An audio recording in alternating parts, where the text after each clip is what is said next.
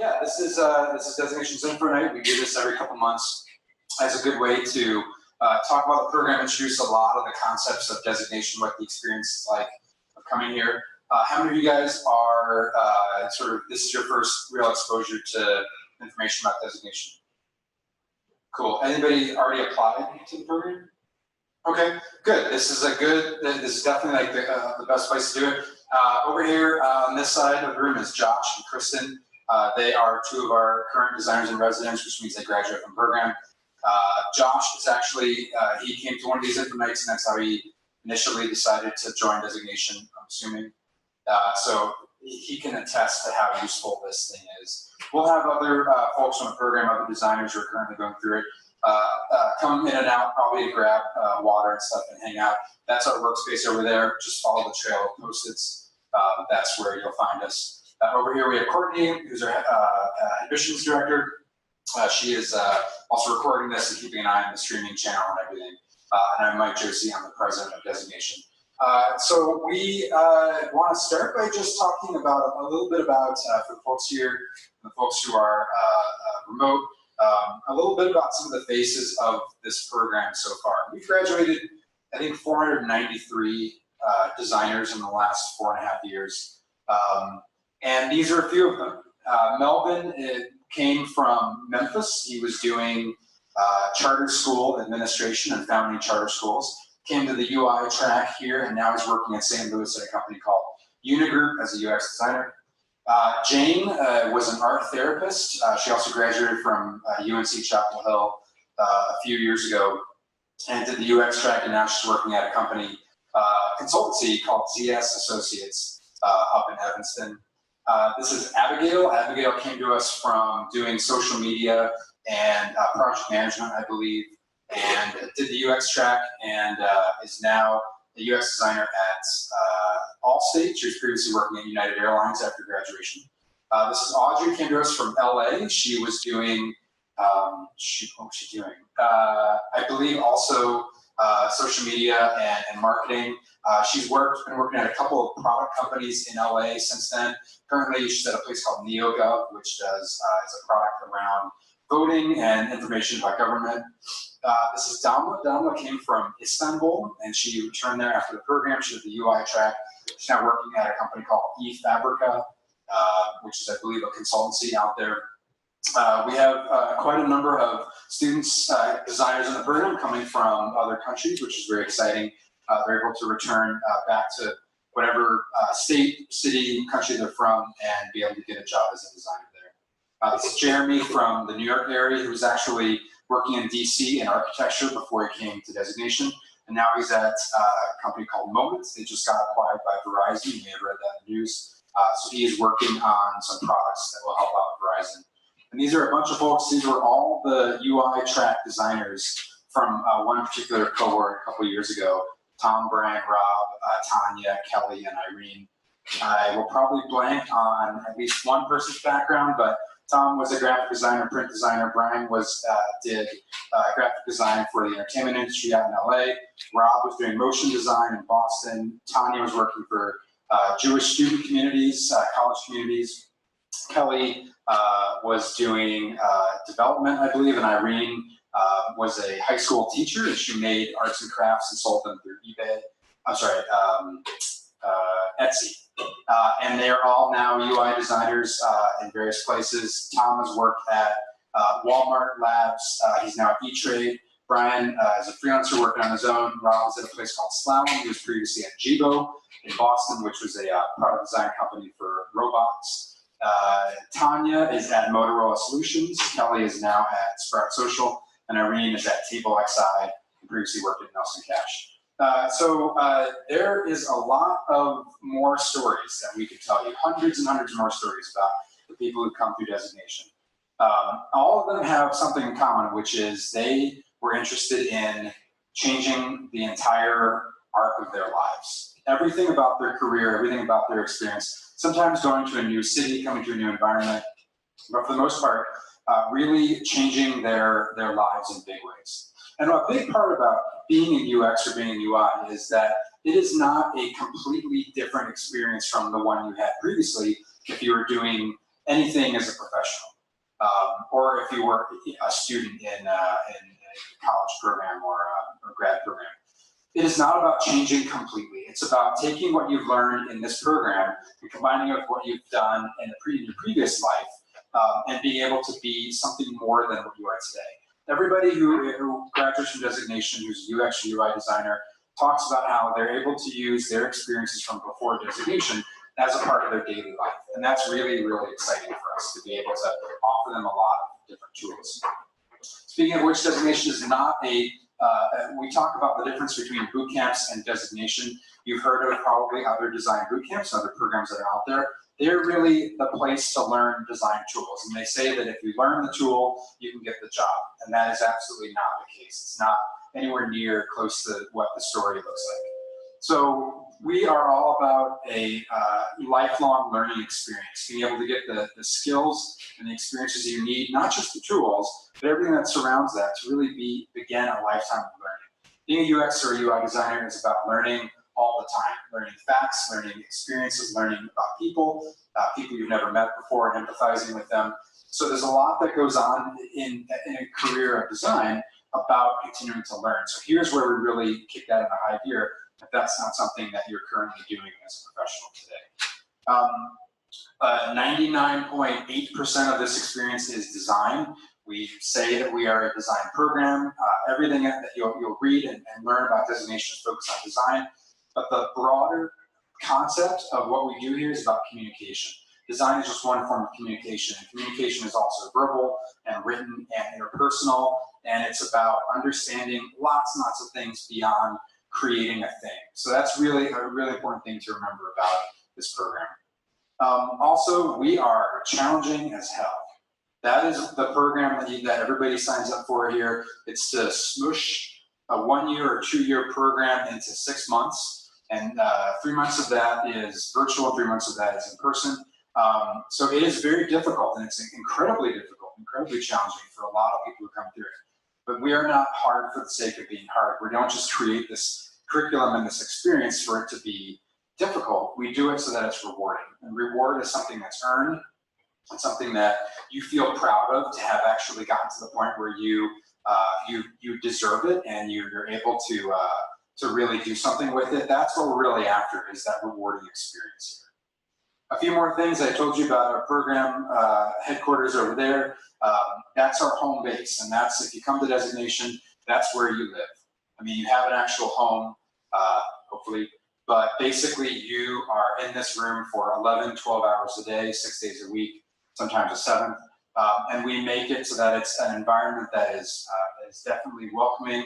It's an environment that you feel really good about being in, and it stimulates the brain and the creative side of yourself every day, all day.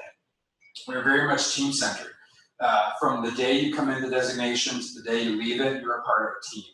And that might be a team of a couple people, it might be a team of your cohort, or the team of the entire, all the groups who are here at designation at one time.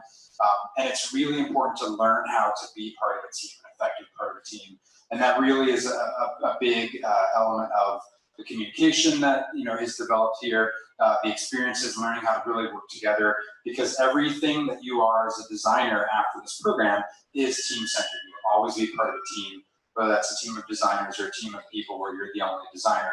It's really, really important to get that practice now on just an unrelenting daily basis. We're definitely collaboration-centered. That goes hand in hand with being part of a team, but everything is done with other people, and that may be your teammates, it may be your creative director or instructor, maybe other people who come into this space. But really, collaboration is so important as a designer, learning how to work together and function well together as a unit. That's a really, really, really big part of this. There are lots of Post-its, as I mentioned, in our space, and Post-its everywhere. You will drown in Post-its.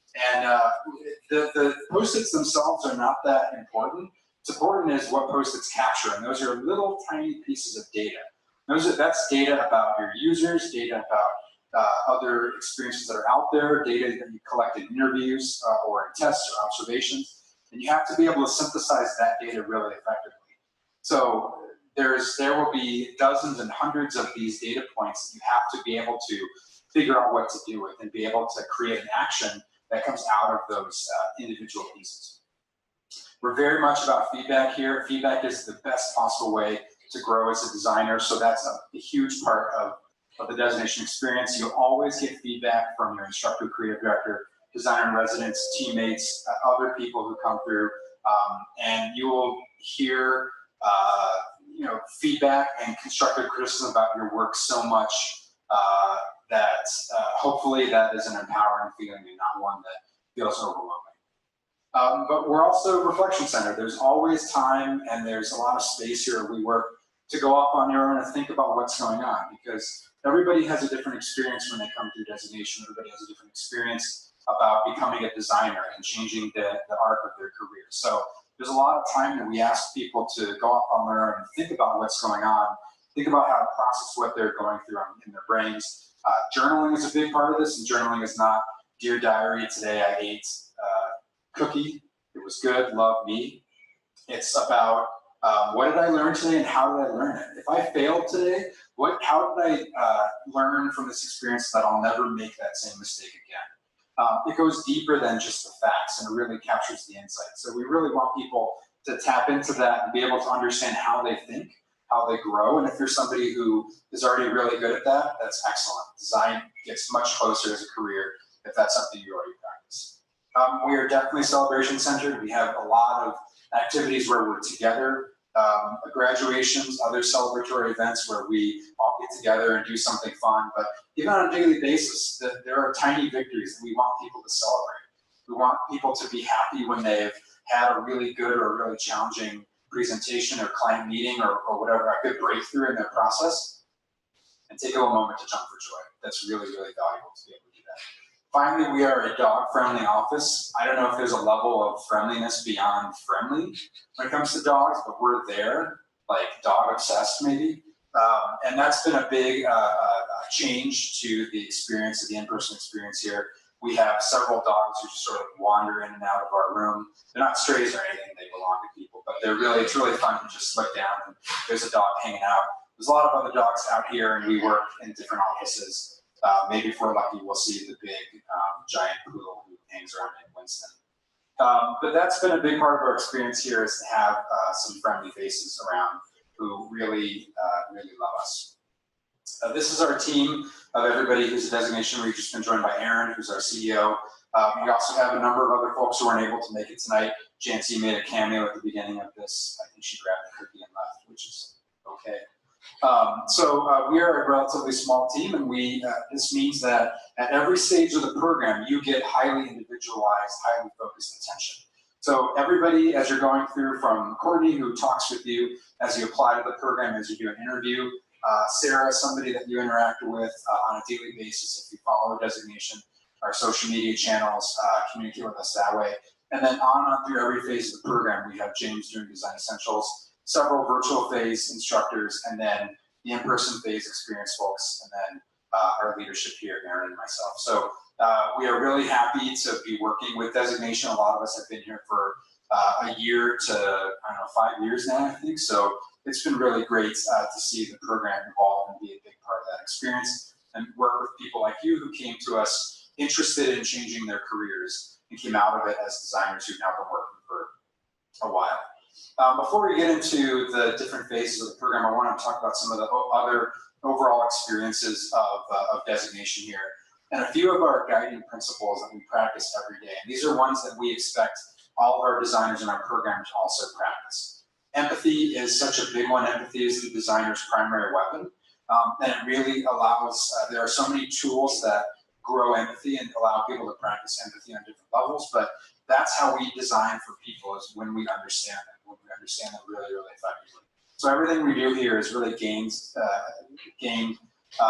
to the effect of learning about other people and really understanding them truly, so we can design for them and make their lives better, really change their lives.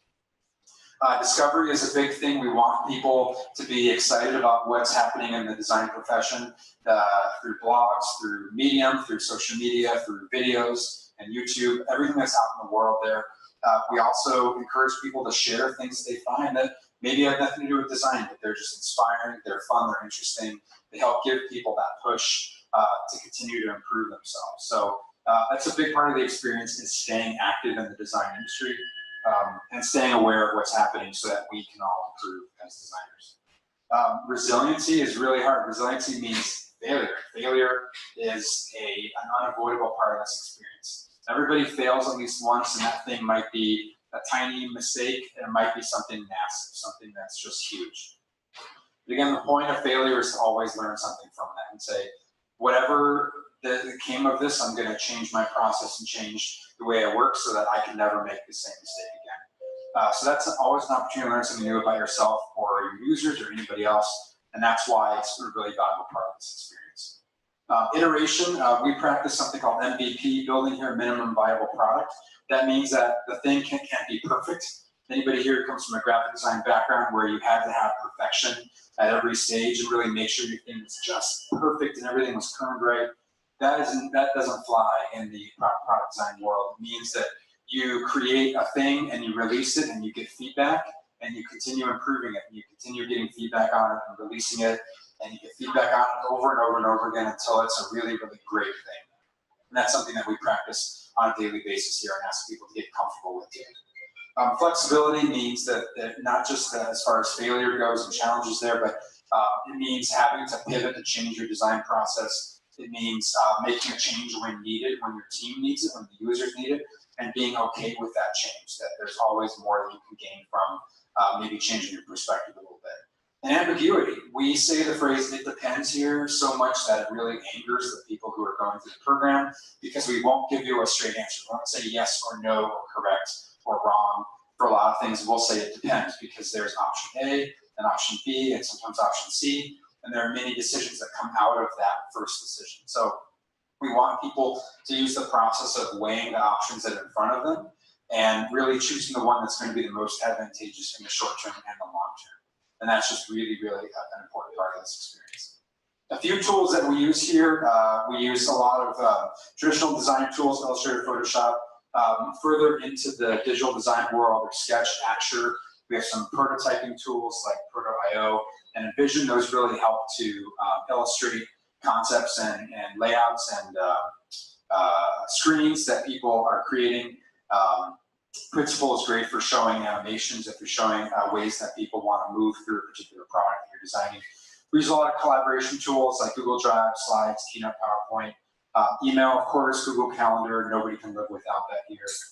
Everybody uses an Apple laptop because some of the tools over here can only work on Apple laptops. And we use a lot of pencils and paper and Post-its and whiteboards and a lot of those hands-on tools too. They're a really, really big part of it.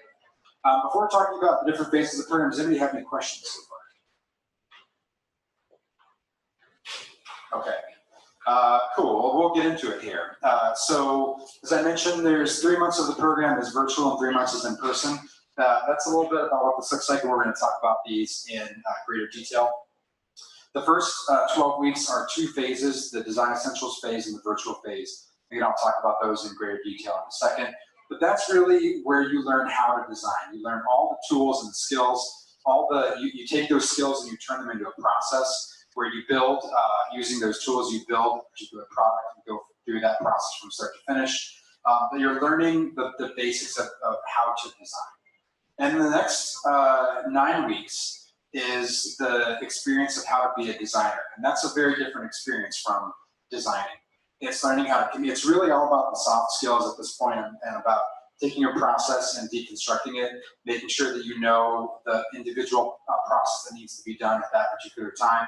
We practice that in the immersion phase and the client phase where we work with live clients, a lot of startups and product companies all over the world. And the final 3 weeks is another pivot. It's learning how to tell the story of your growth as a designer. So you've been doing the practicing of design for those first 21 weeks, and you have to, in the career phase here, those last 3 weeks, stop and understand how you got to that point and be able to explain it to other people. So you do that through your portfolio, through case studies, through interviews, and talking about yourself that way. And it's a very different, this is one that's very extremely on the end of communication and not much on the end of design. So there's a lot of changes that happen in this phase, but you're really prepared for it because you've done all this work. You've been able to do the work and develop your process as it's been needed, and that's been really effective by that point. So Design Essentials DE is really learning the fundamentals of user experience design, interaction design, information architecture, and UI design. You basically go through all those in that order. So you start with user research, you move through creating various pieces that you need, and then be able to put that together into screens and into patterns, and then you're able to flesh that out as a UI designer to create some high fidelity things, look at styles, color, typography, branding, things like that. This is kind of what that looks like. Everybody goes through these this phase, and we actually have people who sign up for Design Essentials just do Design Essentials only. That is an option that people can do. Is only do this particular phase to get the basics of this, and that's fine. That's something that people have done. So you go through all of these week by week and really build a product from start to finish. So you do things like creating competitive analysis where you're looking at the various competitors for the product you're trying to design. And you go, again, all this data that people have collected, all the information that they need to sort through. And they use that to create a user persona, which is looking at the highly specific user, the best possible user for this product they're designing, and be able to understand who they are and some opportunities to design for that person. So their motivations, their goals, their frustrations, what types of devices they use, some of the competitors that they work with. You create an app map, which takes, if you think about any app you use, you can break it down like this and be able to understand all the possible ways somebody can go through this. So this particular app, they're looking at all the navigation techniques and how they differ from top to bottom, all pieces of content here in this legend to be able to organize this information, be able to know what to plan for as they create their own. They'll create wireframes, which is getting much further into the design process, but understanding some of the basics of where these design elements need to go, how they need to function together, how to put a screen together, and how these screens are going to work together. So as somebody's moving through this, they can know what happens from one screen to the next and all the information that gets added or removed to those screens because of that. On the UI side, they'll create a style tile, which takes a lot of the basic visual elements here, these illustrations and photographs of these fruit, some of the typefaces and the way that they're tracked out here, some of the colors that they're looking at. They're able to put all this together to basically say, this is the palette I need to pull from to be able to design the high fidelity screens, which look like this. And this is another example of taking all of those elements from before, the app map, the wireframes, the style tile, and really doing so many things to get to this point where you have a fully fleshed out product from screen to screen, and all those high fidelity design decisions have been made. There's a lot more that gets created in that phase, but we don't have time to go into all the detail about that. In DE, there are a couple of really great things, and there are a couple of really challenging things that we find in this phase of the program. On the challenging side, it's really about qualitative performance.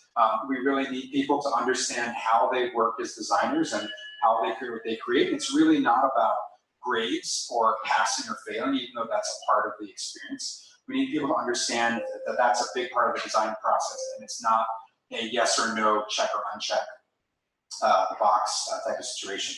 There's a lot of information that comes to you in Design Essentials, and it can be potentially overwhelming. And that's a challenge because it only gets more intense and more overwhelming from there, from phase to phase. So we need people to understand that DE, that's the least amount of information you'll be getting throughout. And if you can handle that, you can likely handle the different phases and how they grow in intensity. But if that's a challenge in this phase, that can be a challenge much later in the program. And everybody's working remotely, so you will be speaking with people in your cohort, people from your check-in teams who are all over the world, and some of them may have just woken up, or some of them are balancing this with their full-time jobs or doing whatever. So there's a lot of challenges that come with that, but it gets easier if you can deal with that here. It's easier later on in the program. Some great things that you experience in Design Essentials: you get regular feedback on a weekly basis for all of your work. Every piece you submit gets feedback returned to it within 72 hours, and it's detailed as hell. So we want to make sure that you really understand why the feedback person, the design director, whomever is giving you that feedback and what it means and how you can improve from that to make sure that the next time you do this work, it's going to be easier, it's going to be more thoughtful and purposeful. There are skills that you gain in DE that will really stay useful forever. They stay especially useful in the rest of the program. So everything you do for the rest of designation until the career phase uses the things you learned in Design Essentials. You just are refining them and making sure that you're doing them quicker and more effectively. And there's also a lot of opportunities to put the skills you're learning into practice, creating all these things, all these different tools and things, and you're improving the project as you create it, as you refine it over and over again through those 6 weeks. And at the end of DE, we believe that people are going to feel curious to learn more. And again, there might be some, challenges to overcome there. There might be people go, you know what, no thanks, it's been fun, but this is not for me, this is not the experience that I was looking for, and that's totally okay. But for the most part, the great majority of people who go through DE are like, great, I'm ready for more, what's next? And we'll talk about that in a second, but this is really where you find out for yourself whether digital design is kind of fundamentally something that you're interested in, or is not going to be the thing that's going to be the path forward. Any questions about Design Essentials? The workload for DE is about 15 to 20 hours a week, is what we estimate. And that time happens pretty much as needed. There are check-ins that happen at certain times throughout the week, but for the most part, you're working on your own. You're communicating through Slack and through other tools with your team members and with your instructors. Yes? So I can save your life from work. Is there if there's an in-person class period? You just Yes, there is an in-person class period. We'll get to that soon. Yeah. So there's 5 phases of the program. We just talked about number 1. Oh, not that. No, not that. Yes. How long will be the course? Like, how many hours a day? How many hours a day is this? It varies from day to day, but for the most part, for every week, it's about 15 to 20 hours a week.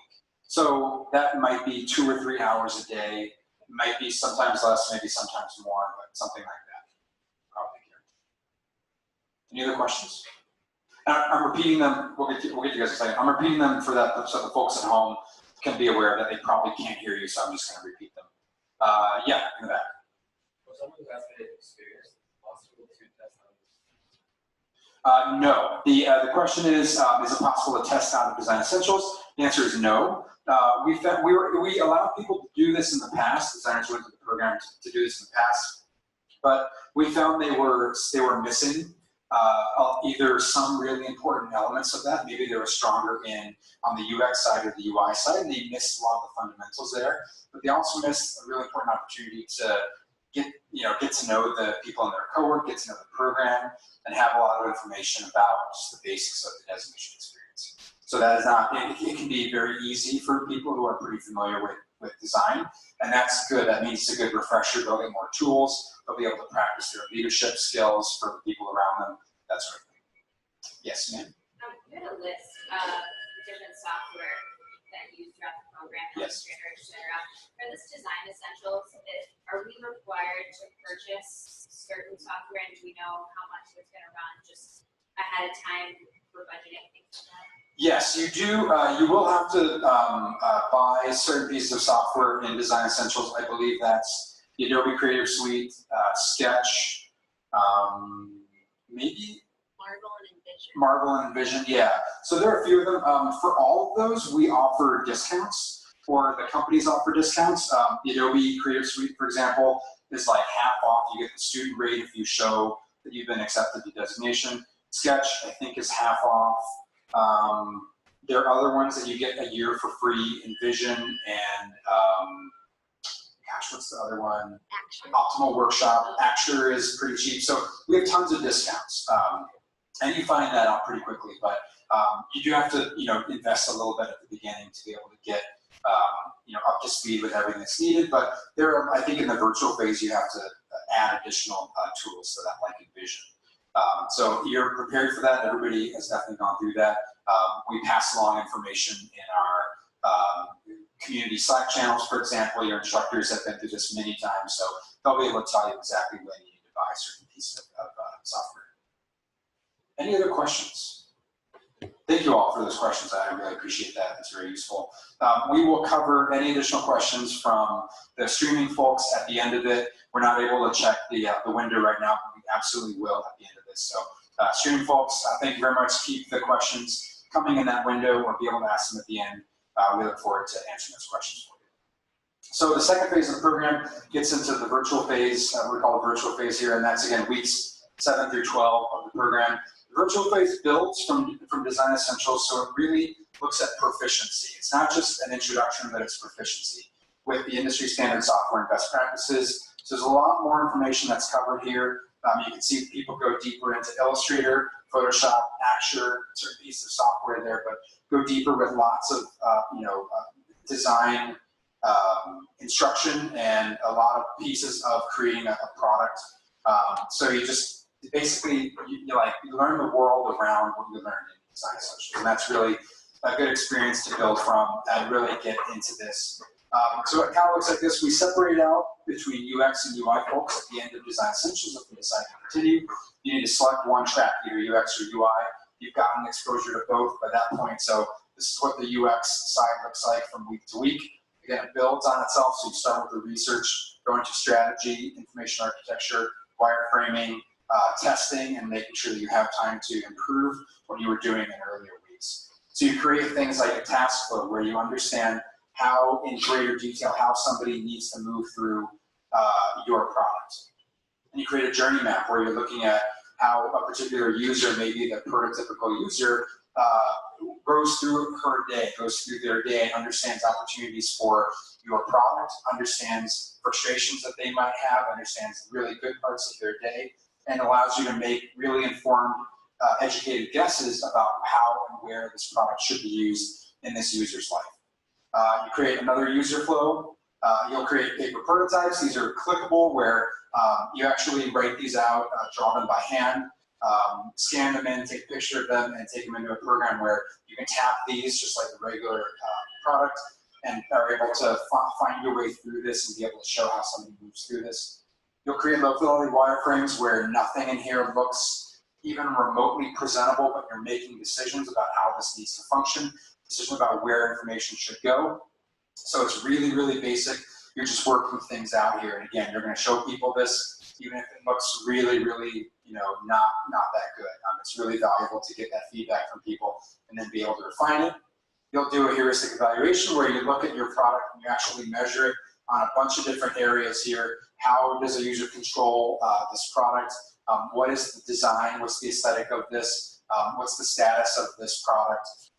Things like that. You do a lot of testing here and get a lot of data points from this. And you create higher fidelity, much higher fidelity wireframes where at this point, all the functionality is built in. You actually annotate it, so you're explaining to the reader what needs to happen throughout, and what each button, what each element, and how people interact with this in much greater detail. And this kind of information is really, really valuable to be able to demonstrate that you know what you're doing. That every decision that you made here was made for a purpose, for a good reason, and it's there to be of great benefit for the user. On the UI side, you start with the principles of visual design, we move into branding, interaction design, mobile design, going from designing mobile first to designing for desktop, and then how to communicate your designs very effectively at the end here when you create the high fidelity screens. Tons of sketching happens on the UI side at the beginning and really throughout, but really to generate a lot of basic ideas like this about how something needs to work. You'll create logo concepts in that branding week. You'll create style tiles where you're taking some of the logo work you've done and really blowing that out to look at colors, look at typefaces, to look at button states, color palettes, gradients, all kinds of other elements here. You create a marketing site, which is really going more on the desktop side, understanding how the functionality of that mobile app is going to function here and how it's going to look here and how they'll work together and interact with each other. And you'll create key screens for your mobile app. So lots of really graphically heavy information here and design elements, which is fantastic. And a style guide to be able to break down all of the different pieces of your design to say, here's what the icon set looks like, here's what the fonts look like, all the different elements. You're able to hand off the style guide to a theoretical developer and say, this is everything you need to create this product for real. All these elements, everything else you have, it's so much information that's collected here, all the way to the details. In the virtual phase, this is where designation becomes a full-time gig. It's about 40 to 50 hours a week because, again, the learning, the work, all the projects, and the check-ins, they increase greatly in the virtual phase. And this is ramping up for the full-time program where it's about 70 to 80 hours a week in the last 3 phases of the program. But it really is a full-time job, and that's what that requires you to either quit whatever job you're doing or be able to balance that, maybe go down to a part-time job to be able to handle this in the 40 hours a week that it needs. And there's a lot of communication that happens on a daily, hourly basis between you and your teammates, both on the UX side and the UI side. So that you have to be present for that communication and be able to be there for your teammates. Not just team accountability, but individual accountability. You've gone through the design process once already, so you're really refining it, you're getting stronger at it, and there's a lot of accountability that has to happen to make sure you hold up your end of the bargain with your team and inside your cohort. So that's really, really important to keep in mind as you go through the virtual phase. And there's more challenges of virtual teamwork. You still have Slack and email and a calendar, and we do Google Hangouts and Zoom and whatever else that allow people to communicate together, but it's still tricky. If your teammates are around the world or they're in another time zone, and it can be challenging to communicate with them. Again, it gets easier in the in-person phases, but that's a really good, big challenge to work with people who are remote. That's a lot of what the world is like today as a professional designer. A lot of your colleagues will be in a different state, a different country, different time zone, and you have to learn how to work together with them. Some great pluses that come in the virtual phase. You really get immersed into a team-based design program, so you're able to work together with your team really effectively.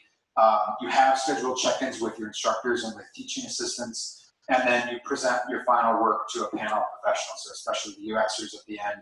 They present their work, the UI folks present their work also. So you get feedback from people who've been doing this for years from outside the program really, really effectively, and they're able to give you feedback and constructive criticism about what needs to be improved before putting it in your portfolio or being able to improve it in some capacity. So by the time you get to the end of the virtual phase, we believe that people are ready to go even further. That this has been an exposure to this idea that working as a professional designer is an all-encompassing idea. It takes so much of your day and so much of your week, but it gives you a big taste of what it's like to be a professional designer. So when you're at the end of it, you can say, all right, I'm ready to do this again, but in person, with my teammates in person, with people that I can be surrounded by in an environment that's going to be stimulating all the time. So that's what the immersion phase is. Any questions about the virtual phase before I keep going?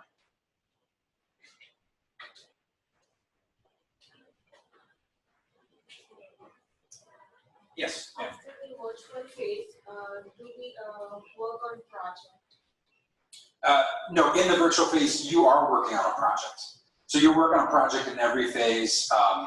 After the virtual phase, you go right into the immersion phase, and I'll talk about that soon, but that also involves working on a project. Yes, sir. Is there any flexibility in terms of project topic, or is that assigned? The question is there any flexibility in the topic, in the type or the description of the project that's given in the virtual phase? The answer is no, that's assigned. There's always a lot of flexibility in how the solution comes to you and your team.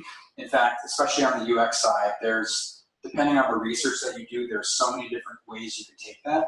And so we end up seeing every team ends up solving the problem differently. And on the UI side too, that there's just a lot based on your individual experiences, the people that you test with and interview with, your team makeup and how you communicate together. So there's a lot of different directions that come out of it. That's a big element of it depends, where we give you sort of the prompt and say, here are the guardrails, but really there's a lot of different directions you can go in, and you have to be able to use your design process to choose the one that's going to be most effective. Any other questions? Okay, so the immersion phase. This is weeks 13 to 17 of the program. This is where you go from introduction to proficiency to expertise. Here, a lot of the hard skills have already been learned. You're just refining them. You're getting better at doing them, using them quicker and more effectively and more dynamically. There's also a big introduction to soft skills. So there's a few things here that are important to the design process, but a lot of these are about really understanding how to become a designer, how to be an effective designer. not just do the design work. So it's looking at journaling basics, it's looking at team contracts, it's doing group presentations, it's interpersonal feedback, it's presenting your work on a weekly basis. It's really ramping up the empathy that you have for your teammates and for your users and everybody else. So there's a lot of the soft skills that really get built up in the immersion phase. But you create things like whiteboards where you're getting ideas down as fast as possible, and they're so messy. But there's raw information here that's really, really important, really excellent to build something from. And there's more journey maps where you're really looking at the user in more detail and how you can create opportunities for them with the product you're creating. You're doing more paper prototyping where you're able to test this the way that you would an app and be able to test out these decisions that are being made in really raw form. And you're creating wireframes again. And you're creating more mood boards where these are the beginnings of a style tile where you're looking at inspiration and general themes, visual themes you can put together to use a design decision for a UI designer. And you create style tiles out of that. So big, broad directions of where you want to take this in a UI kit. And an interactive prototype. Boop. Boop.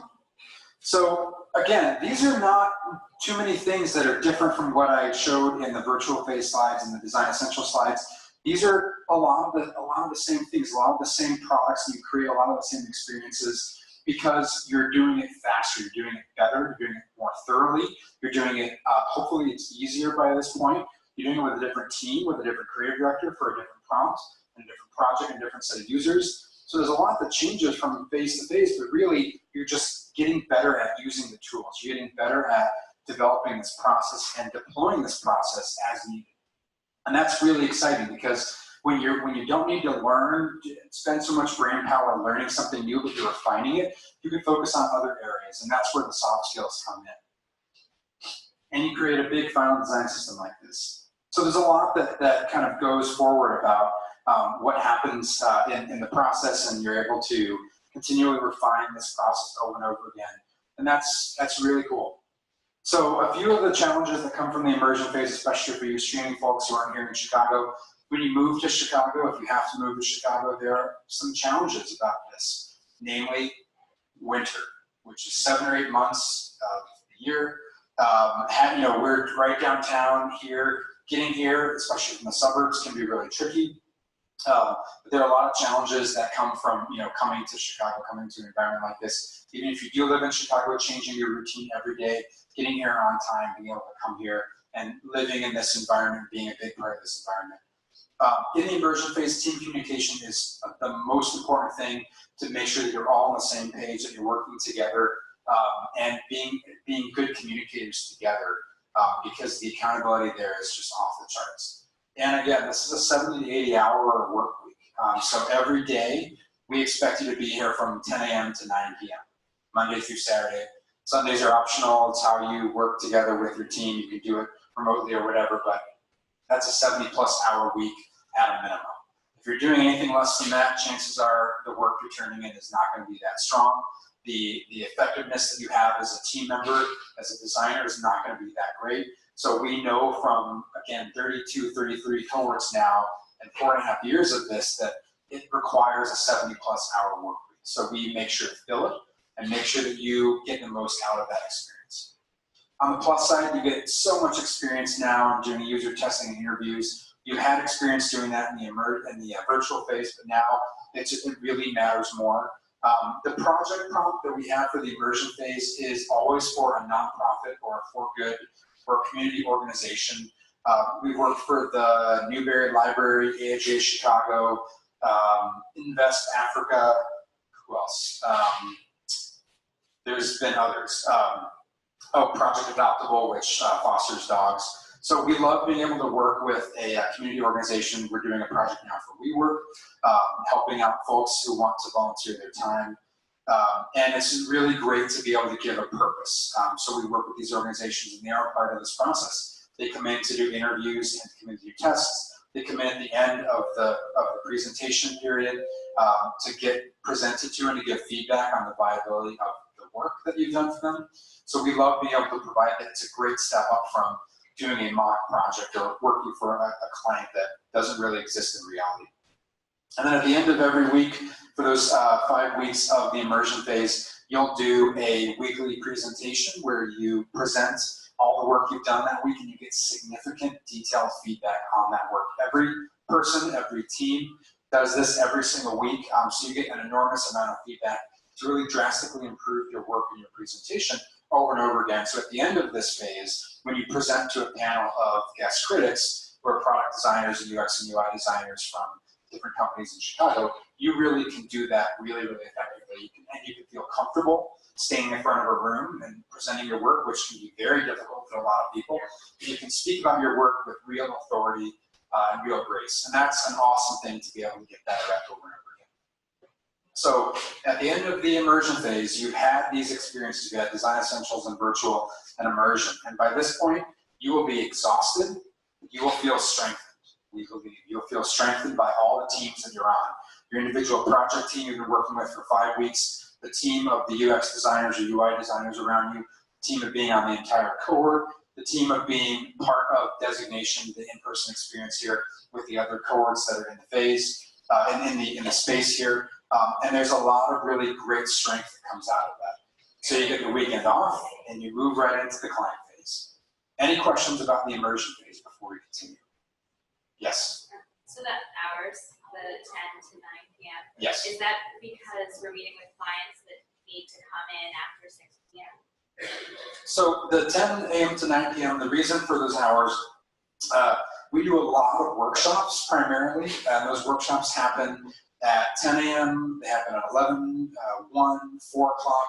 We'll do workshops at 5 or 6 p.m. that go on in the evening for a couple hours. But there's also interview times that happen whenever you can fit them in, especially the first 2 or 3 weeks of that project. You're doing them whenever you can. So if there are people who can come during the workday, come here. If you go to them, you can interview them at 2 p.m. or 11 a.m. or whatever. But sometimes, yeah, they can't come in until after that.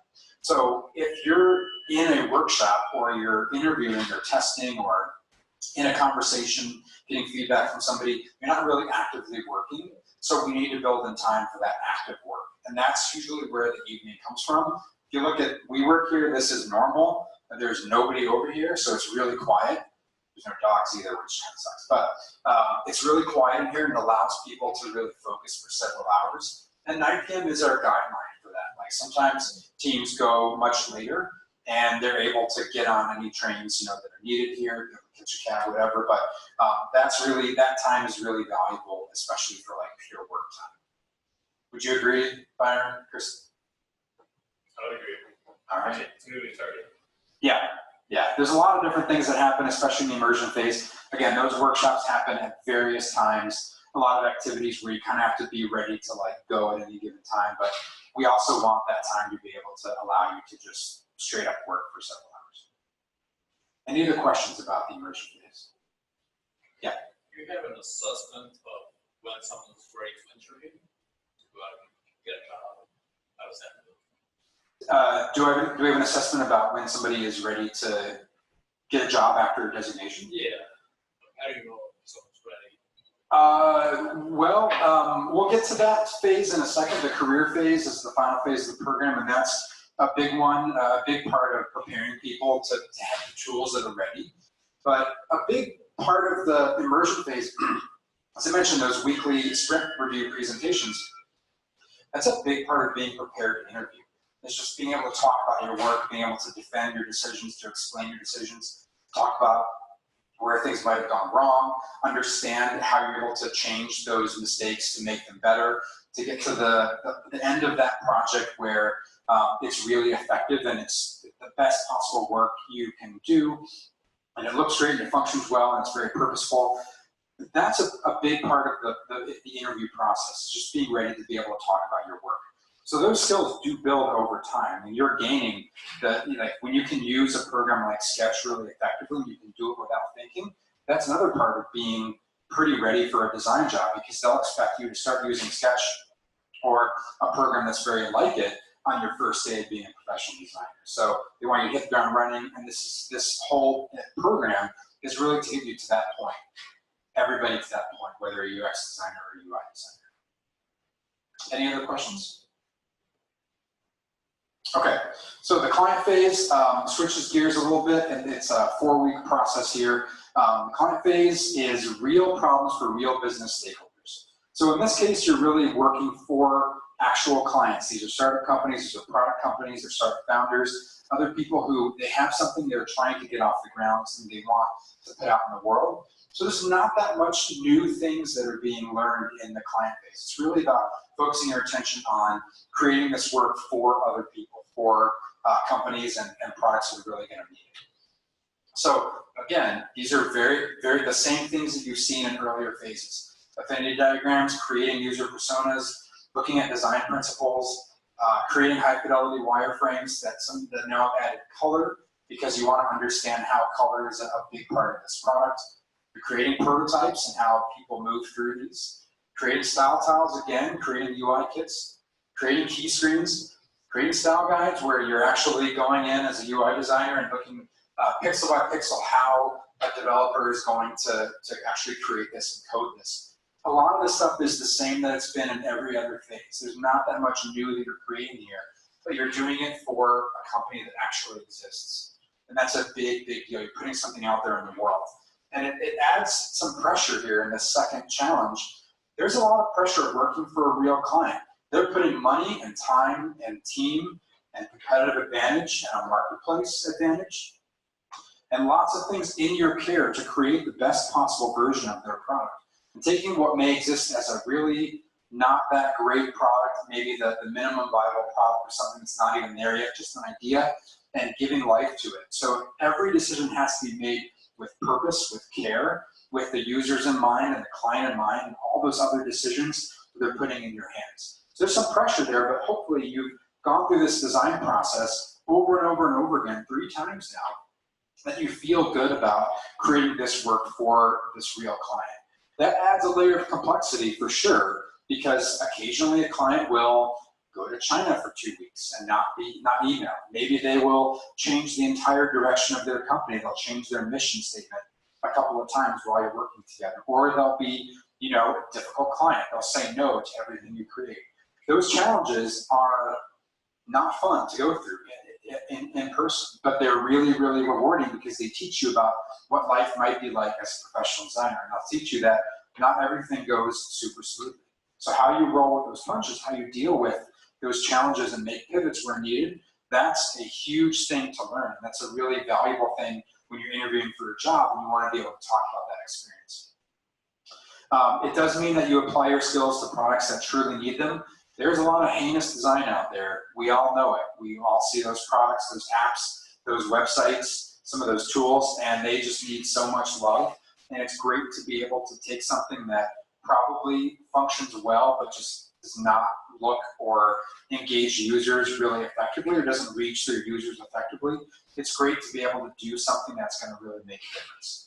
In the same way that you do weekly presentations in the emergent phase, you do the same in the client phase. You're presenting directly to those client stakeholders, and they'll tell you right up front how they're feeling about your work and how they respond to it, and whether it's effective or not. And that instant feedback is super, super valuable to be able to create something that's going to be truly effective for that client.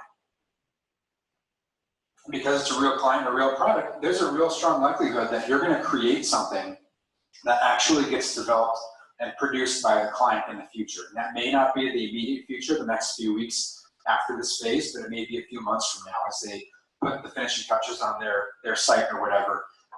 And it's an amazing feeling, those of you who are creators of some kind, to go and see something you created out there. And either it's a website or an app or a tool or whatever, and say, I helped build that. I helped bring that to life.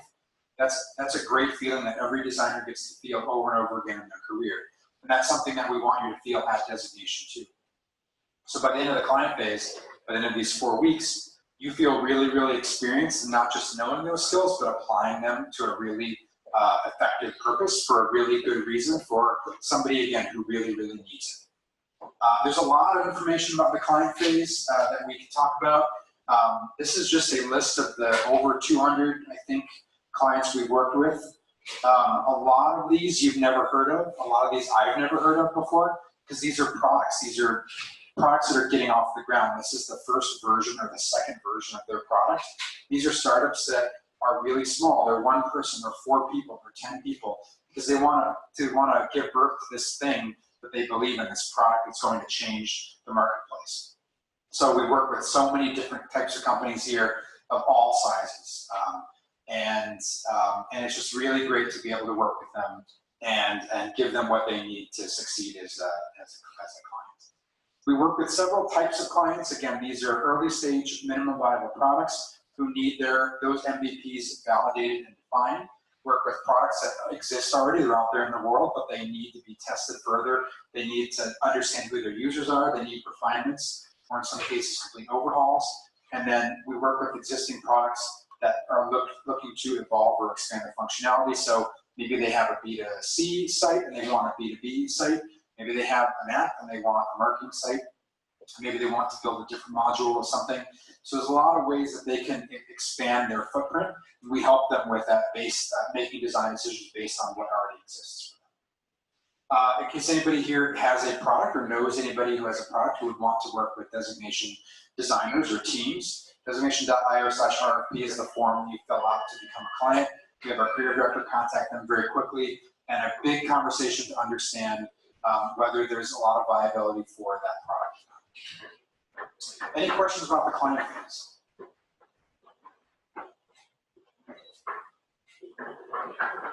Okay, so one last phase to talk about here, the career phase. Again, as I mentioned earlier on, this is a big difference in you're not necessarily designing anymore, you're not necessarily creating something out of a design process, but you're communicating.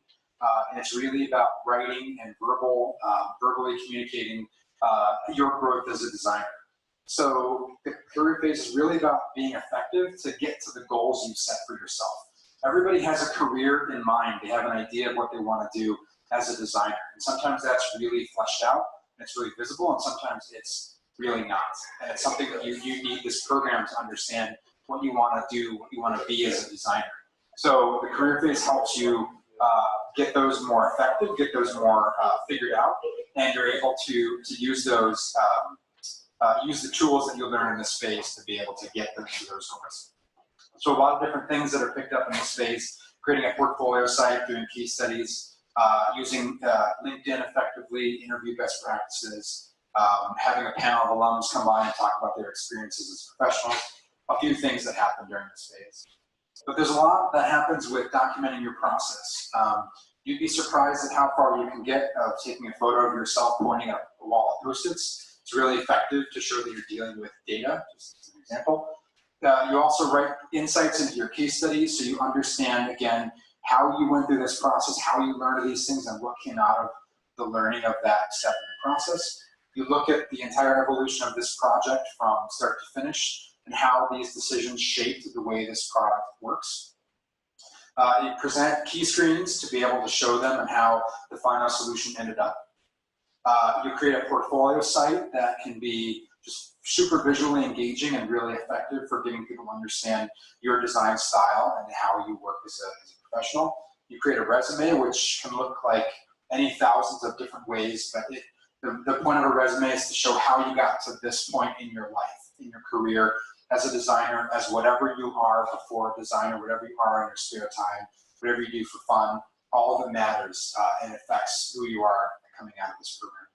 So as I mentioned, it requires writing communication skills much, much more than design skills. You still use your design skills to create your resume, create a portfolio site.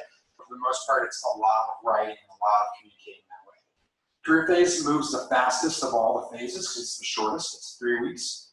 And you do a lot of things over and over again to get better at things like iterations of case studies and of resumes. So you have to move really fast, but hopefully the entire previous 21 weeks have prepared you for that experience.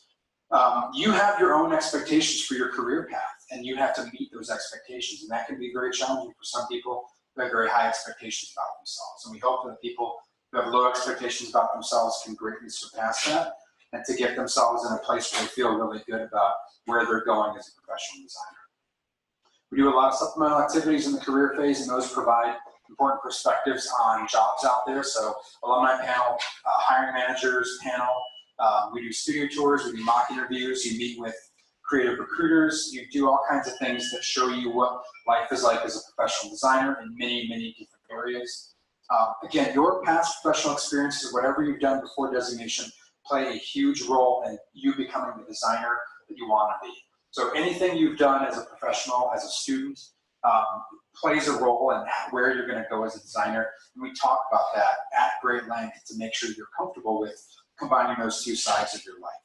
And the things you create in the career phase, your case studies, your resume, your website, cover letters, you practice those for the rest of your career, for decades to come. You know how to put together a portfolio, how to put together a case study, how to write these things that you need, these tools. The basics of those will always be the same. There will not be a brand new way to write a case study like 20 years from now. This is it. You've reached it. You'll know how to do it and know how to be able to do it effectively and better in the future after designation. So that's really cool. So at the end of the career phase, we believe at the end of designation, you feel prepared to learn for the rest of your life. Again, whether that's tools and skills, there's tools that are going to come out in the future. That's learning more about the people you encounter as a professional, different areas of design, learning about all kinds of things out in the world. Hopefully you've built those tools over and over again and refined them to make them truly effective. Because the designation experience ends, but the experience of being a professional designer keeps going. And hopefully it's a rewarding experience for everybody here, rewarding experience for everybody who comes to designation. So we want that to continue going for years and years and decades to come and still be truly impactful and rewarding for everybody. We have had hundreds, probably 1,000 companies that have hired our graduates by this point, because we've had almost 500 graduates. And this list is just less than half of all the companies that have hired people. So we have so many up here, so many amazing companies, Apple and Facebook and IBM, and Allstate has hired like 20 of our graduates. United Airlines, which has a lot of problems they have to solve, has hired, I don't know, 6 or 7, 8 of our graduates. Walgreens, which has a lot of problems to solve now about getting people correct information about their pharmacy, has hired 9 or 10, and that's just in Chicago. Those are just the bigger companies. We have so many more of all sizes. There's a lot of different types of companies that hire our graduates, that hire designers, and a lot of people are interested in different types of jobs after graduation. So they're able to explore these with all the tools that we give people. And all of these companies require different things from their applicants. So we really prepare you for each of these experiences really effectively. After graduation, everybody has a few things they can experience after graduating wherever. If they go back to whatever city or country they're from, you're able to get your career materials continue to be reviewed because people keep working on them after graduation.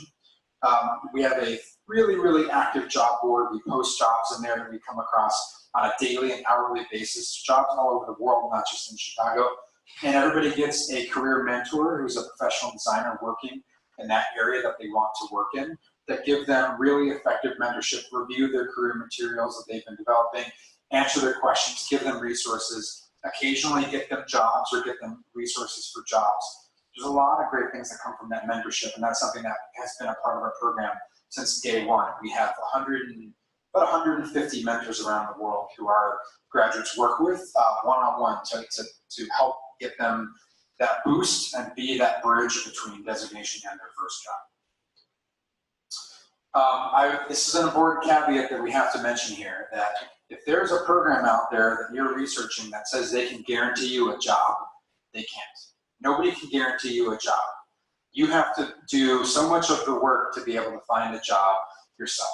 So this is our guarantee. We are not going to guarantee you a job after graduation. What we can guarantee is that we give you every single thing you need to learn, to do, to practice, to get better at, to refine, to put out in the world that you need to get a job.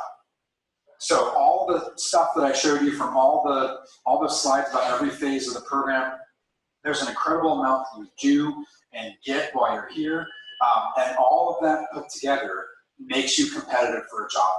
We can't guarantee you that job. That's just impossible. Our placement rate right now is 95.9% of graduates get a job within 6 months of graduation. That's pretty high. It's not 100% because there are definitely people out there who aren't all that interested in getting a job, or they find it a really challenging experience, or they go back to whatever they were doing before they came through designation because they're more familiar, more comfortable in that industry. So there's definitely some flexibility there, and that number goes up and down over the course of a particular year. But that means that a huge percentage of our graduates do get jobs within 6 months, and occasionally they might get a second job within 6 months, within 12 months of graduating, because that happens pretty frequently now in the digital design world. And just a fun little graphic of where our graduates are in the world. We have somebody in Kuala Lumpur, we have somebody in 3 people in London.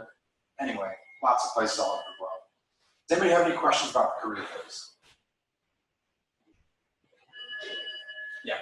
Any statistics on what type of design jobs you were looking for? Was it in-house or is it So the question is, let me go, yeah. So out of this list, which is, these are basically all the categories of jobs, agencies, consultancies, in-house, product companies, startups, and freelancer contract. We find that they're pretty, I would say in-house and product companies are the ones that have the most. Probably 25% apiece. It's fairly evenly split. The one that's the least by far is going into business for yourself, being a freelancer. We really prepare people, encourage people to work in a design team, go into an office and really learn from that environment. There are some people who are definitely drawn to this lifestyle and they're prepared for it, and we love those folks. But for the most part, the other areas are pretty much the common ones. Consultancies, probably less so. They usually want people who have more experience than entry level. But in-house product companies and startups, probably hire the most percentage apiece of our graduates. And I would say this is the case for every program like ours. Everybody will kind of tell you the same thing. It does differ city by city though, like San Francisco, if you're in San Francisco, the number of product company jobs is staggering compared to agencies and other places. Chicago has a wonderful balance of in-house agencies and products. We also have a ton of startups now. New York is a very agency-heavy city. DC is an agency-heavy city, so it really differs from place to place, but this is kind of what we found so far. Yeah. When your graduates are trying to find a job, do you find that they're finding it difficult because they're competing against people who are coming out of like the master's, the HCI master's program, like DePaul, versus doing a boot camp? Yeah. So the question was, do we find that our graduates feel challenged based on going head-to-head for these jobs with graduates of other types of programs like a master's degree, an undergrad degree, other things like that? The answer is it depends. For the most part, we find that our graduates blow everybody out of the water. And that's because of the client phase and the career phase, for the most part. Client phase says you've worked on real projects, you've gone through these experiences. Again, if the client experience was messy or the product was messy or something, that's great. It makes for a really, really great story to be able to talk about that.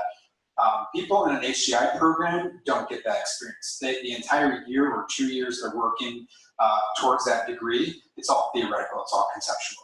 And even other bootcamp programs, all their work is entirely conceptual. So you can have a project in your portfolio that's from Apple or from Uber or Facebook, and it's a perfect project. It's been written to an inch of its life, and it's a beautiful thing, and the work you create is wonderful, but it's not real. And so when we hear back from graduates, they say, I got this job because of the client projects, because of that work that's in my portfolio. The other thing is the career phase, especially case studies. We find that hiring managers really, really love the fact that our graduates go in depth into the stories of that work, in depth in the insights and the failures and the challenges and the successes, the stories behind that work.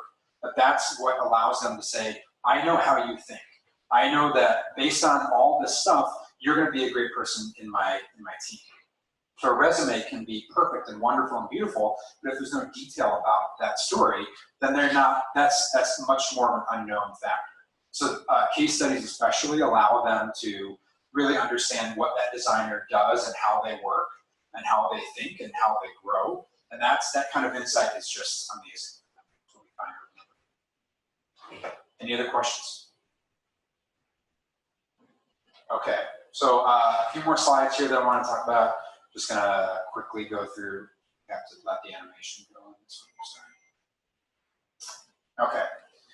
Another thing that we have done is we've joined SIR. Maybe you've heard of this before, but this is the Council on Integrity and Results Reporting.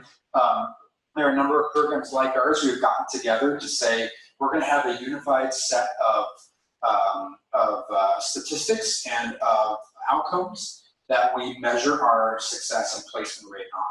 So you'll be seeing information about this come out later this year. As we're a provisional member now, we'll be a full member later this year.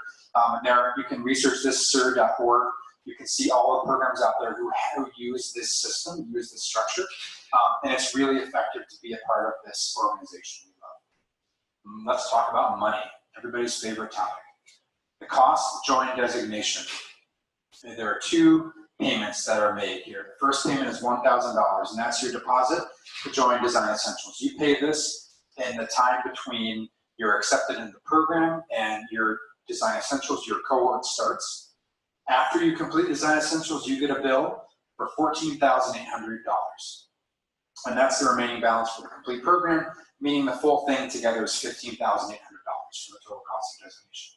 This can be, Courtney, refresh my memory here, this can be split into 4 payments that are paid monthly, basically. So you get the first payment in the virtual phase, the second payment around the immersion phase, third in the client phase, the fourth by the end of the program. So you can split that up. We work with a number of financing partners. I think I'll get to them in a second. But this is a comparison chart for programs. We publish this on our site, and this information is out there. But if you can see here, the enrollment fees for multiple programs differs wildly, especially with Center here in Chattanooga. The duration of every program differs greatly. And that means that the cost per week is very different. So we are, with the exception of Block, we are the second most affordable program based on the cost per week number. And we are not a cheap program. We know that. This is a big investment. And Aaron, our CEO, likes to say, we want this to be the last time in your life you spend $16,000 to change your career. So we want to really make sure that you get your money's worth, because we know the investment, both in money and time, that you put into this. So these are the partners that we use. Skills Fund, Climb, and Meritize. They're a brand new partner of ours, but excuse me, all 3 of them were really built for programs, attendees of programs like ours, so bootcamp attendees and other programs. And they really understand what it means to do lifelong learning, what it means to do sort of post-grad education. And they know, because of that, they're really flexible with their terms, a number of them, flexible with payments, flexible with information like that. Meritize also offers some post-designation graduation resources. They have a career center and some other resources there that's really effective. Skills Fund is the original founder of SIR. So they really, really believe in those outcomes, and they really value them and value the transparency there in the reporting. So these have all been great partners with us.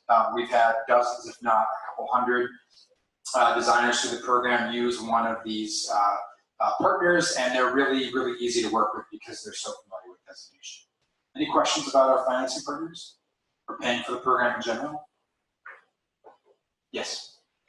So is there any kind of financial aid through financing partners? The question is there any financial aid through financing partners? You mean like a discount on the base enrollment fee? Yeah, I guess. No. So the program is $15,800 for everybody. Any other questions? Okay. Maybe some of you are thinking about applying to designation. These are the 2 cohorts that are coming up that we're taking applications for. The Juniper cohort starts Design Essentials on July 23rd. So the cutoff date for applications is July 6th, so that's coming up here pretty soon. For the Kiwi cohort, we name all of our cohorts after color or fruit or Steven Universe characters, so they occasionally get really weird. The Kiwi cohort starts their design essentials on September 10th and ends on March 29th of 2019. Applications for that cohort are due August 27th. We start cohorts about every 7 weeks on average. The exception is at the end of the year around Thanksgiving and the end of the year holidays. We won't start one usually in December. We usually start in January. So we're going to take a couple months off in December from starting a new cohort. Yes? Because of that, we're starting Juniper July 16th. Oh, yes, I'm sorry. This is a typo here. We're starting Juniper on July 16th instead of the 23rd. Applications are still due on July 6th for that. So you can keep it on our website because we have the lilac, mahogany, navy, opal, and plum cohorts all starting by the end of 2019. So basically, if you don't want to join the program now, you're curious about it, you can defer to a later cohort. We always start again a cohort every 7 weeks or so. There's plenty more that are coming that we're just not accepting applications for right now.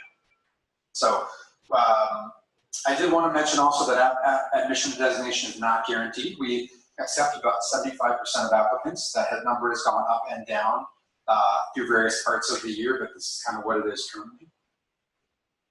Some things we look for in applicants. These you can see here, none of these have anything to do with design. So we have people who come from many, many different professions. We want them to have some experience in conflict resolution and creative thinking and thinking out of the box and self-reflection. We want them to have pretty significant experience in time management and professionalism and understanding how they make decisions and being self-sufficient. We need to rely on them to look up answers on their own and to be familiar and comfortable with collaboration. We want them to have strong experience in self-awareness and motivation and engagement and just giving a shit. Giving a shit gets you a long way in this world. So we have what we call 3 types of applicants to designation. We have career starters, switchers, and advancers. The starters are the people with minimal job or design experience. Those can include people who are fresh out of college or fresh out of high school, or maybe were self-taught after high school. Career switchers, those are people with a professional background that has nothing to do with design. And we have career advancers, which are people who maybe were graphic designers or in a design-related industry, and they want to switch to digital design, UX or UI. So again, starters look like that. Switchers can be anything. We definitely have had a pastry chef in the program before. He never made us any pastries while he went to the program, which I thought was a crime. And then career advancers, again, people near or in design, graphic designers, motion designers, art directors. I would say our program is about 40% switchers, 30% advancers, 30% starters. So we have a very wide mix of professions, of people with different backgrounds in this program. The really exciting thing is when we get a starter, a switcher, and an advancer on the same team, and their experiences really impact each other. The way they approach problem solving and the design process is really interesting when they get together and they teach each other things about things that have worked for them. So that's really exciting for us to mix up these different groups and have them teach each other. The application process is somewhat complex, but we aim to make it as transparent as possible and as easy as possible to do.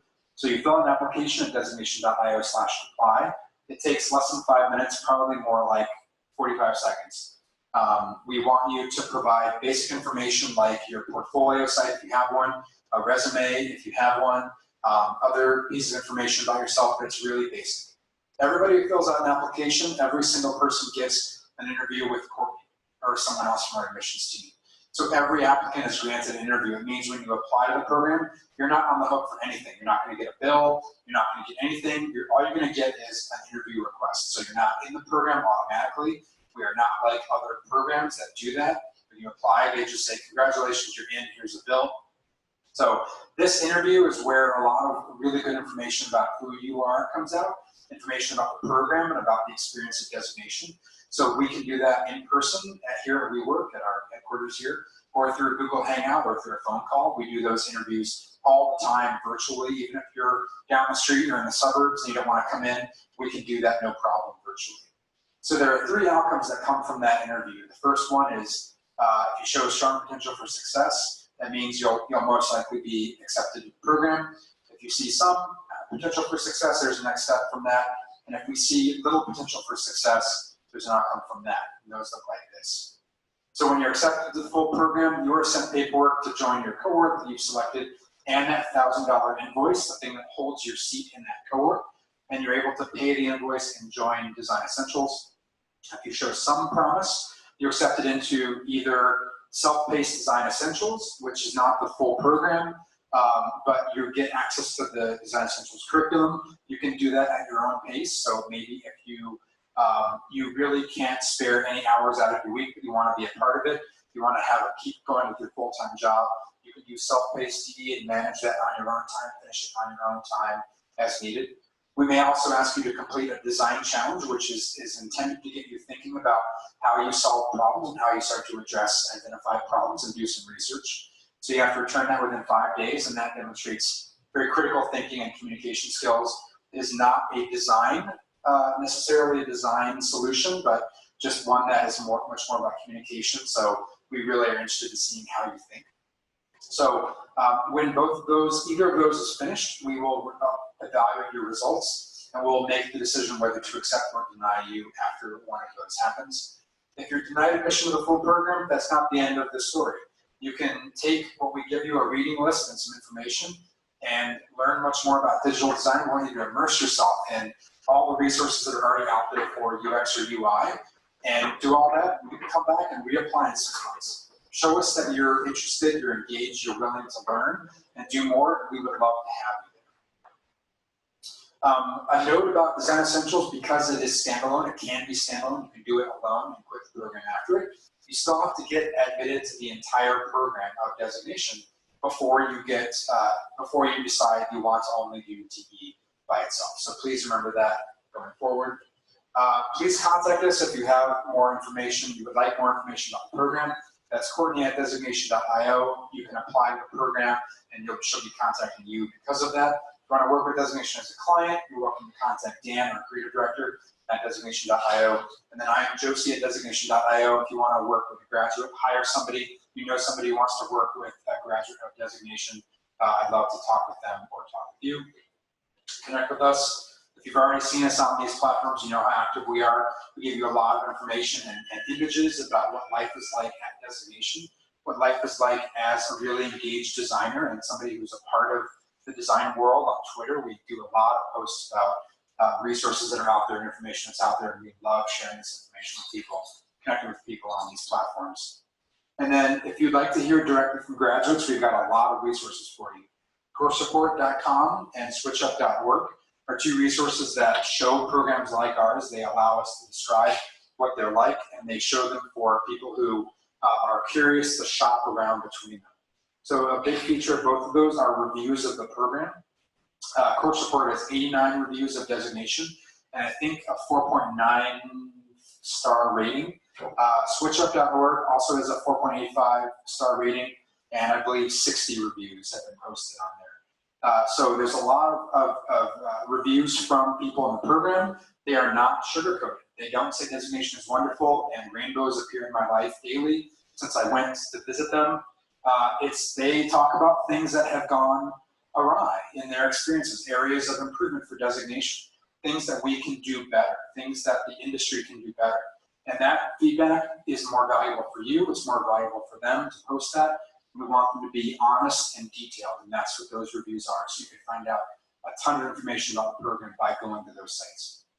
And we also interview dozens of alums every year at our blog, designation.io/blog. You can read all about our interviews with graduates. They talk a ton about their experiences in and after the program, getting settled in their first jobs. We only interview them when they've been working at a company for a few months, and they can talk about their experiences and how, in very specific ways, Designation prepared them for that experience. So those are truly, truly valuable resources. All of these are great resources for anybody who's curious to learn more about Designation. Don't take it from us, take it from them. Finally, I introduce you to Melvin. and a few other people earlier on. I want to share some of their quotes that they talk about here. Melvin said, designation has made a significant impact in my life. I've stepped out of so many comfort zones and surprised myself by learning new things at a fast pace. Jane, who's the former art therapist who's now at ZS Associates in Evanston. I rediscovered what it was like to experience joy in work. I expanded my network. I created lasting friendships. I had a lot of fun, all while becoming a designer. And Abigail, who's at Allstate. I knew I'd make connections in the field. I didn't know I'd develop such strong relationships with my fellow designers. Amazed the level of support I still get from my cohort. A year and some change since then. And Tom from the UI track, who's now at E-Trade. It's an invigorating feeling to be surrounded by so many creative minds with similar ambitions as yourself. And that's designation. We are definitely all of these things, all of the tools and skills and experiences, but also all of these people and jobs and alums and other parts of our program that we didn't even have time to get into tonight. So we hope that you will discover more. Hope you'll contact us for more information, ask us more questions. We'd love to take any questions anybody has now before we adjourn. Any from the streamers? Let's see. All right. Okay, so we've got 3 questions. Were those prototypes and artboards just shown rendered in Adobe XD? The question is, were those prototypes or things that we showed you from Adobe XD? The answer is no. We don't use Adobe XD, but that may change in the future. Right now, Sketch is still the primary design tool used by UX and UI designers. That is splintering though. There's XD, there's Figma, there's Envision Studio, and a couple others that are coming out. But Sketch is still the sort of reigning king right now. 2 more. Other than mobile apps and websites, what other kinds or types of products do UX or UI designers design for? Yeah. So the question is, outside of apps and like desktop screens, what other forms do designers design for? Everything that's digital that you can think of, that especially today as we're sort of in this interconnected design world, interconnected product world. We at Designation in the client phase have done projects for smart mirrors, smart watches, kiosks. I think there's another that I'm missing that was really interesting, but things like that. So there's a lot of signage that designers create. There's experiences now with AR, VR. There's entire environments that designers are creating. Yeah, there's motion graphics. There's all kinds of areas that designers work in today. It's a hugely expanding field and expanding very, very fast in ways that we can't predict. Great. Is there housing available for prospective students that need to move to Chicago for the in-person portion? The question is there housing available? The answer is yes, but not through designation. So we do not handle any housing, anything like that. That's something that our designers have to find accommodations for. Craigslist is iffy, as we all know. Airbnb has gotten a lot better, and there are lots of options available on Airbnb. We do offer a partnership with a hostel. I can't remember the name of it, but it's in Lincoln Park. It's called the Lincoln Park Hostel? It's like the Getaway Hostel. Yeah, I can email Chicago Getaway Hostel is the name of it. We have a pretty good rate with them. A number of our designers have stayed there, usually stay there together.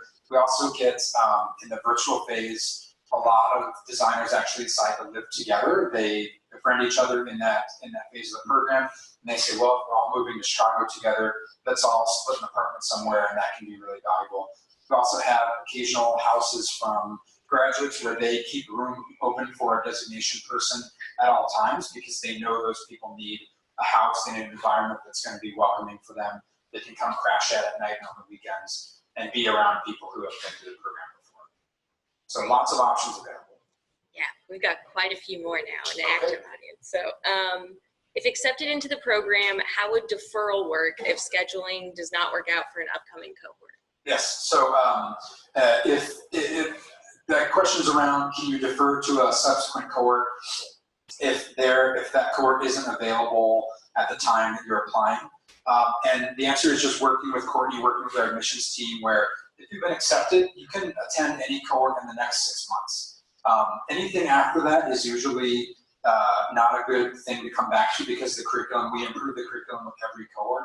So we're always making improvements, and within 6 months, that's 3 to 4 cohorts sometimes. So the program could be very different. We want people to have the best possible experience. So after 6 months, we ask them to reapply and go through again. If they do the same thing as they did before, it should be a breeze to be able to do that.